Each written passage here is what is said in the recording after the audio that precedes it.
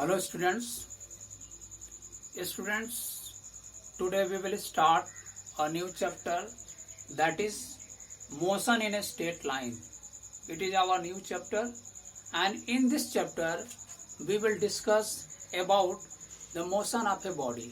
Okay, if we talk about the state of a body, किसी body को हम क्या कर सकते हैं, या तो रेस्ट में कंसीडर करते हैं या तो मोशन में होता है ना। जैसे हम किसी भी बॉडी को when we observe any body, we can say that is in motion or that is in rest. दो ही पोजिशन का बताते हैं, या तो हम कहते हैं कि that body is in rest और it is in motion, यही हम डिस्कशन में कहते हैं। तो इसको रिप्रेजेंट करने से पहले हम लोग पढ़ेंगे कि इसको किस ब्रांच के रिगार्डिंग हम लोग पढ़ते हैं। देखिए, सबसे पहले जैसे हमने बताया कि किसी भी ऑब्जेक्ट के दो पोजीशन को हम कंसीडर करते हैं, या तो वो ऑब्जेक्ट मोशन में होता है या फिर वो ऑब्जेक्ट क्या होता है, रेस्ट में होता है।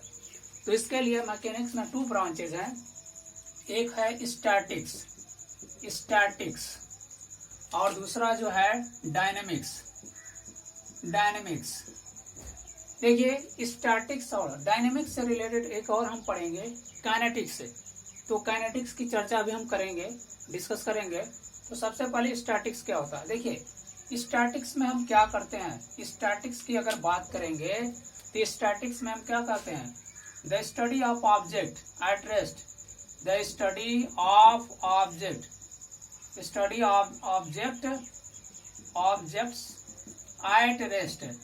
यानी जब ऑब्जेक्ट क्या होगा, रेस्ट पोजीशन में होगा, तो उसको हम जिस ब्रांच के रिगार्डिंग स्टडी करेंगे that is known as statics. यानी statics is a branch of mechanics in physics which deals the study of object at rest. ठीक है, यानी जब ऑब्जेक्ट रेस्ट पोजीशन में होते हैं तो उनके बारे में जो हम डिस्कशन स्टडी करते हैं दैट इज रिगार्डिंग स्टैटिक्स। और डायनेमिक्स की बात करें तो क्या होगा, द स्टडी ऑफ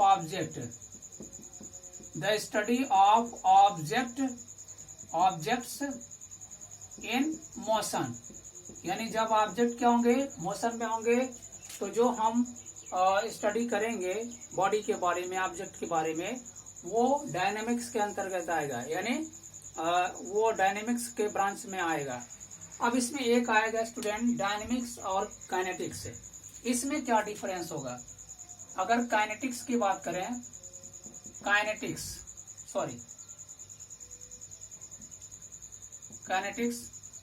और इसके बाद आएगा डायनेमिक्स। एक है काइनेटिक्स और एक है डायनेमिक्स। इन दोनों की अगर चर्चा करें तो क्या होगा, देखिए, the study of object in motion, but क्या होगा, इसमें काज ऑफ मोशन का हम डिस्कशन नहीं करेंगे, कि काज ऑफ मोशन का डिस्कशन नहीं होता है।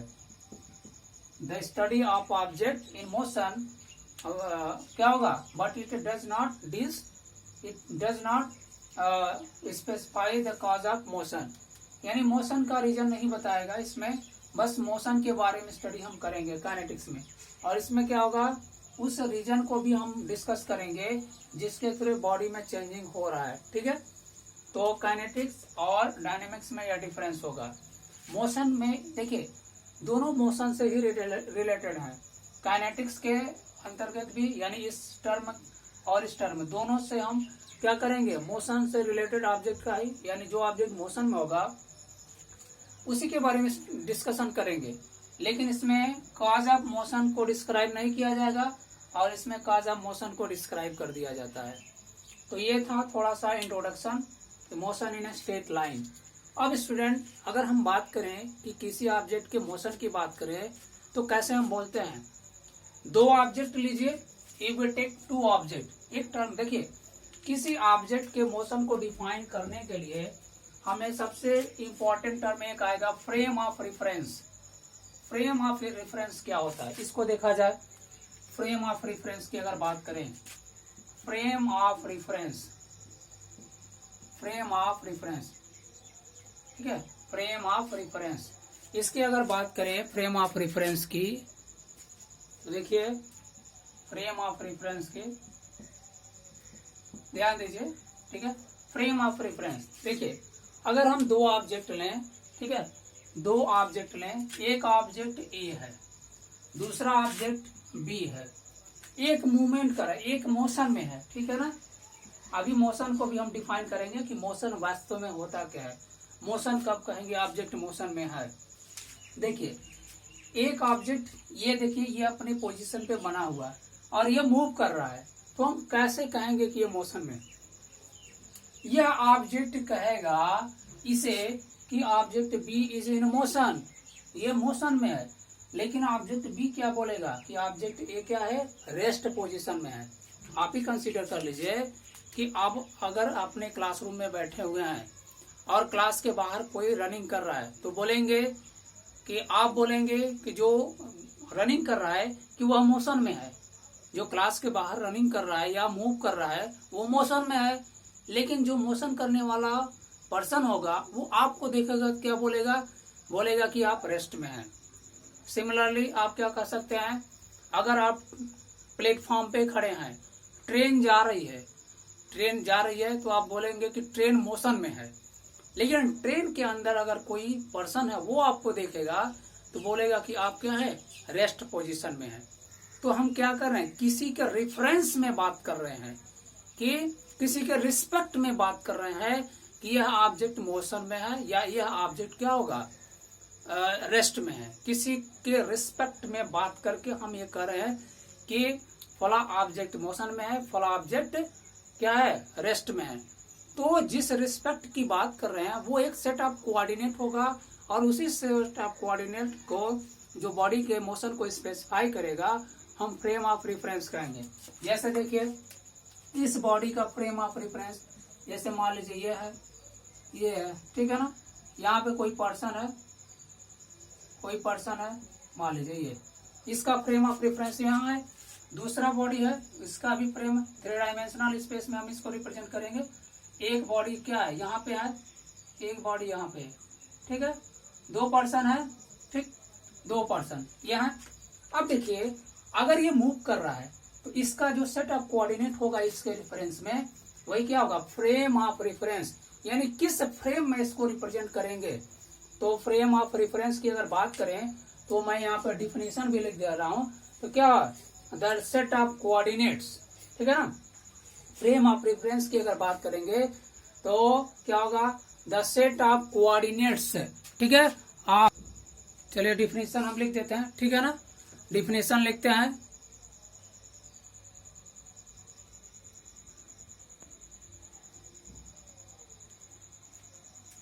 चलिए स्टूडेंट देखिए फ्रेम ऑफ रेफरेंस का हम डिफिनेशन लिख दे रहे हैं। क्या होगा, द सेट ऑफ कोऑर्डिनेट, नीचे दिखेगा ना, देख लें एक बार, अगर दिखता है तो लिखते हैं, ठीक है, दिखेगा।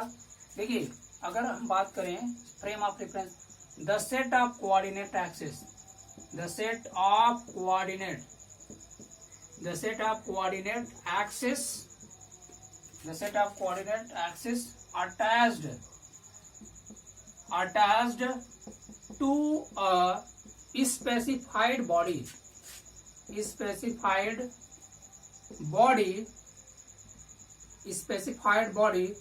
relative to which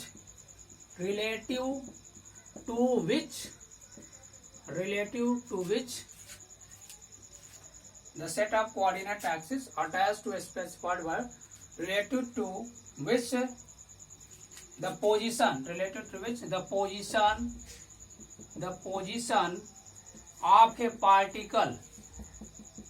position of a particle, or time of event या relative to which देखिए the position of a particle or time of an event occurring in space, दिख रहा है ना, नीचे वाला स्टेप दिख रहा है ना, देख लेते हैं, ठीक है। लास्ट वाला लाइन नहीं दिख रहा है तो यहाँ लिख देते हैं, देखिए टाइम ऑफ एन इवेंट, यहाँ लिख देते हैं occurring, time of an event occurring in space space can be described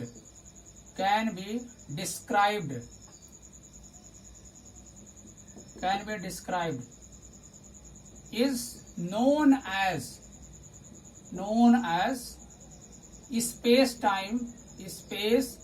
time frame of reference।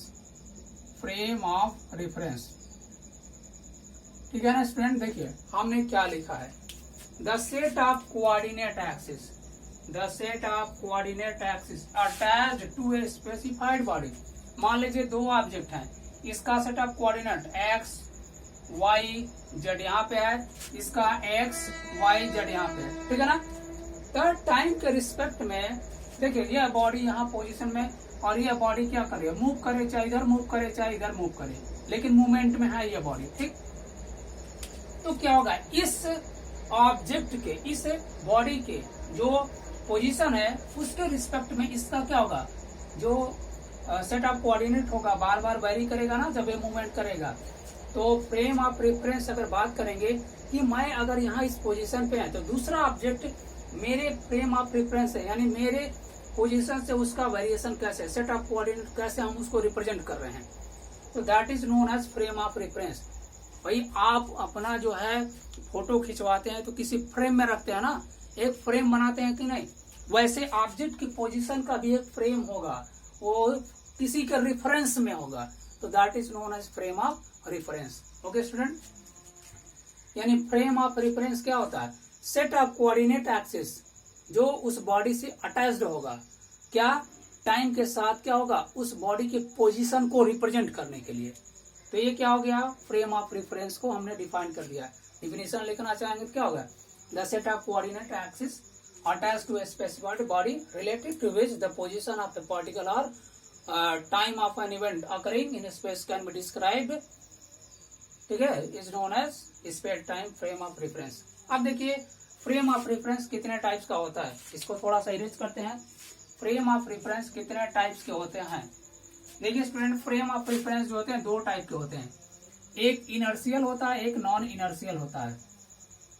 Inertial frame of reference में क्या होगा, देखिए एक जो होगा इनर्शियल फ्रेम ऑफ रेफरेंस, और दूसरा क्या होता है non inertial frame of reference दो होता है। देखिए डिफरेंस क्या होगा, इनर्शियल फ्रेम ऑफ रेफरेंस है तो लॉ ऑफ इनर्शिया यानी लॉ ऑफ मोशन इसमें होल्ड करेगा, ठीक है, और non inertial frame of reference में लॉ ऑफ मोशन नहीं होल्ड करता है, यानी इसमें लॉ ऑफ मोशन नहीं होल्ड करेगा, इसमें लॉ ऑफ मोशन होल्ड करेगा, ये होता है। अब इसके बाद देखिए अब हम बात करेंगे मोशन का। अभी तक हमने थोड़ा सा इंट्रोड्यूस किया है कि मोशन को डिफाइन करने के लिए क्या चीज जरूरत होती है, ठीक है, एक फ्रेम ऑफ रेफरेंस की। जब भी हम किसी ऑब्जेक्ट के मोशन की बात करेंगे तो हम किसी के रिस्पेक्ट में बात करेंगे। जैसे अर्थ का मोशन क्या है, अर्थ हमेशा अपने एक्सिस के अराउंड मोशन करती है, रोटेशनल मोशन, ठीक है। तो चूंकि अर्थ के साथ साथ हम भी मोशन करते हैं, इसलिए क्या होता है हमें नहीं पता चलता कि अर्थ मोशन में है। तो in the respect of earth and we क्या है, हम लोग रेस्ट में हैं। अर्थ और देखिए अर्थ और बॉडी जो अर्थ पे है दोनों एक दूसरे के रिस्पेक्ट में रेस्ट में कहेंगे जाएंगे, लेकिन वही अर्थ अगर दूसरे क्या होगा प्लेनेट के बात अगर किया जाए दूसरे प्लेनेट के रिस्पेक्ट में तो मोशन में दिखेगा, ठीक है। जैसे अगर ट्रेन के इन साइड में है तो ट्रेन और आप दोनों एक दूसरे के रिस्पेक्ट में रेस्ट में है, लेकिन ट्रेन के आउटसाइड में अगर कोई ऑब्जेक्ट है तो क्या बोलेगा कि मेरे रिस्पेक्ट में ट्रेन रनिंग पोजीशन में है, यानी मोशन में है। और क्या होगा ट्रेन के रिस्पेक्ट में अगर उस पर्सन की बात किया जाए तो हम कहेंगे कि वह पर्सन क्या है, ट्रेन के रिस्पेक्ट में रेस्ट पोजीशन में है, ठीक। अब देखिए मोशन और रेस्ट को मैं डिफाइन करने जा रहा हूँ, what is motion and what is rest, ठीक है। चलिए फ्रेम ऑफ रेफरेंस को हमने डिस्क्राइब कर दिया। अब मोशन की बात करते हैं। When we say that object in motion, देखिए है ना। देखिए अब बात करेंगे मोशन की। किसी भी ऑब्जेक्ट के दो पोजीशन की हम बात करते हैं, एक मोशन की है और दूसरा क्या है, रेस्ट की है। ठीक, अब देखिए मोशन क्या होगा और रेस्ट क्या होगा। मोशन की बात करेंगे तो देखिए an object is said to be in motion if its position changes with respect to its surrounding in the given time या with the passage of time आप बोल सकते हैं। ठीक है, यानी कोई ऑब्जेक्ट मोशन में तब कहा जाएगा जब टाइम के स्पेंड यानी टाइम इंक्रीज होने के साथ साथ उस ऑब्जेक्ट का जो पोजीशन वो भी चेंज हो रहा है उसके सराउंडिंग के रिस्पेक्ट में। ठीक है, तो हम कह सकते हैं an object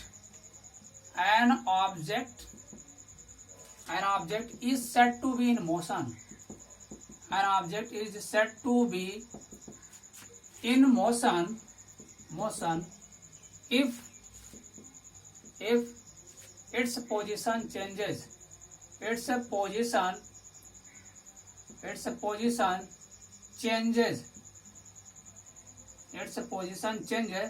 with respect to its surrounding in the given time बोलिए या आप with the passage of time, ये भी आप बोल सकते हैं with the passage of time.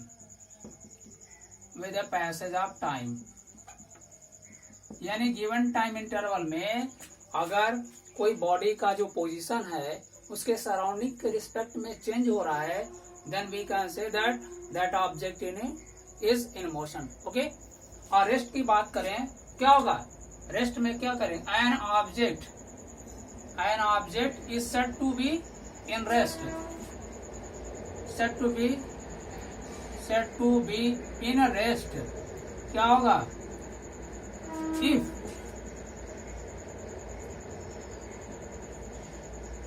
if it changes if it does not change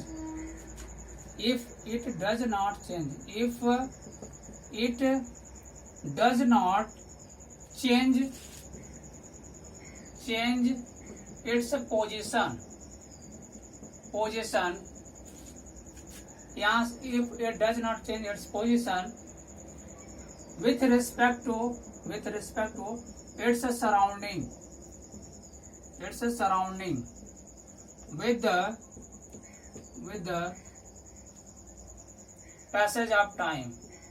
passage of time इस डिफिनेशन को भी थोड़ा सा मॉडिफाई कर सकते हैं। अगर बॉडी को दिखाना चाहते हैं इसमें क्या होगा, an object is said to be in motion if क्या होगा, इफ इट चेंजेस, आप ऐसे इसको मॉडिफाई करके लिख सकते हैं, if it changes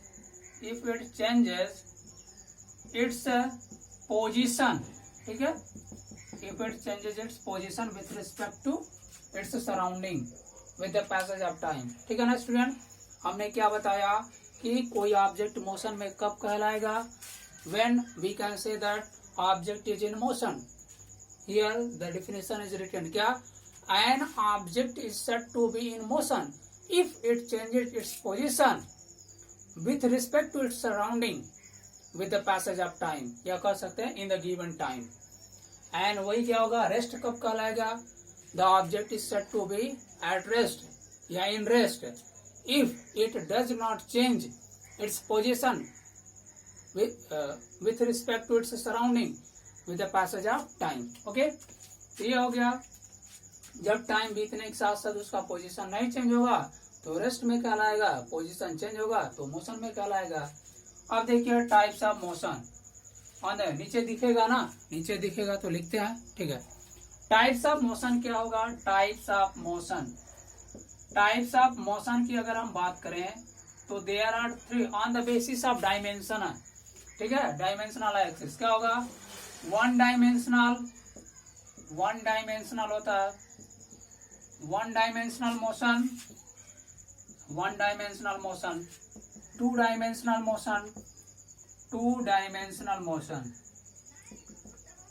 dimensional motion होता है। उसके बाद क्या होगा, 3 dimensional motion, three dimensional motion, three dimensional motion, three types के मोशन होंगे on the basis of dimension, है ना स्टूडेंट। देखिए, अगर किसी ऑब्जेक्ट के मोशन को रिप्रेजेंट करने के लिए एक कोऑर्डिनेट एक्सिस की जरूरत पड़ती है, if one coordinate axis is required, then that type of motion of object is known as one dimensional motion. यानी the motion of an object is said to be one dimensional if one coordinate axis is required to represent the motion of the object. Okay, one dimensional होगा। two dimensional motion क्या होगा? The motion of an object is said to be two dimensional if the set of two coordinate axis is required to represent the motion of an object. Okay, अब देखिए three dimensional motion क्या होगा। जैसे space में जो भी motion होता है ऑब्जेक्ट का वो क्या होगा? Three dimensional. तो इसको क्या होगा? स्पेस को रिप्रेजेंट करने के लिए हम थ्री डायमेंशनल ज्योमेट्री का यूज करते हैं। Similarly we can say that क्या the motion of an object is said to be three dimensional motion if क्या होगा? To represent the motion of an object three coordinate axis are required. ठीक है, क्या बताया हमने स्टूडेंट? सिंपली ये जान लीजिए कि अगर वन डायमेंशनल मोशन है तो वहां ऑब्जेक्ट के मोशन को रिप्रेजेंट करने के लिए वन कोऑर्डिनेट एक्सिस का रिक्वायर्ड होगा, या तो X axis, Y axis, Z axis, तीनों में से एक कोऑर्डिनेट एक्सिस की रिक्वायरमेंट्स होगी। टू डायमेंशनल मोशन की अगर बात करेंगे तो क्या होगा? द मोशन ऑफ ऑब्जेक्ट क्या होगा? टू डायमेंशनल कब कहा जाएगा? उसके मोशन को रिप्रेजेंट करने के लिए टू कोऑर्डिनेट एक्सिस के रिक्वायरमेंट्स होगी, और थ्री डायमेंशनल में थ्री कोऑर्डिनेट एक्सिस के रिक्वायरमेंट्स होगी रिप्रेजेंट करने के लिए उसके मोशन को। ठीक है स्टूडेंट, तो आज हमने क्या बताया कि motion in a straight line के स्टार्टिंग टर्म्स को हमने डिस्क्राइब किया कि अगर motion in a straight line है तो उसको पढ़ने से पहले हम क्या करेंगे? मैकेनिक्स के दो ब्रांच होते हैं, जैसे बॉडी के दो पोजीशन होंगे, या तो रेस्ट होगा या तो मोशन। उसी के रिफरेंस में हमने बोला कि बॉडी को पोजीशन को देखते हुए मैकेनिक्स के दो ब्रांचेज हैं, एक स्टैटिक्स एक डायनेमिक्स है। स्टैटिक्स का स्टडी हम करेंगे, उसमें क्या करेंगे? The study of object at rest. जब ऑब्जेक्ट रेस्ट में होगा तो स्टैटिक्स के अंतर्गत स्टडी करेंगे। जब ऑब्जेक्ट मोशन में होगा तो हम क्या करेंगे? उसका स्टडी डायनेमिक्स के अंतर्गत हम करेंगे, यानी in the branch of dynamics. Okay, और डायनेमिक्स से रिलेटेड एक और ब्रांच है काइनेटिक्स। ठीक है ना, बॉडी के मोशन से के रिस्पेक्ट में एक और ब्रांच हमने बताया है काइनेटिक्स है। काइनेटिक्स, ठीक है, ये इसमें कॉज ऑफ